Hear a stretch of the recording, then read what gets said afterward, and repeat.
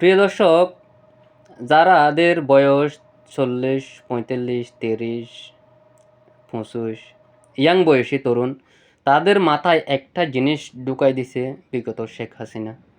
বন্ধু রাষ্ট্র ভারত, শত্রু রাষ্ট্র পাকিস্তান। বালা করে বুঝেন। এখন দেখা গেছে কে শত্রু রাষ্ট্র আর কে বন্ধু রাষ্ট্র। যদি 100, 200, 500 বছর যদি একটা শত্রু রাষ্ট্র হয় সেটাই থাকবে ভারত, আর যদি বন্ধু রাষ্ট্র হয় সেটাই থাকবে পাকিস্তান। আজকে দেখেন বাংলাদেশকে ক্রিকেট খেলা থেকে বাদ দেওয়া হয়েছে, সেই জায়গার মধ্যে ক্রিকেট টিম এখন আরেকটা নিচে স্কটল্যান্ডকে। বাংলাদেশের পক্ষ হয়ে প্রতিবাদ করতেছে পাকিস্তান। এখন পাকিস্তান জানে এই প্রতিবাদ যদি করলে অনেক টাকা, লক্ষ লক্ষ ডলার তাদের লস হবে।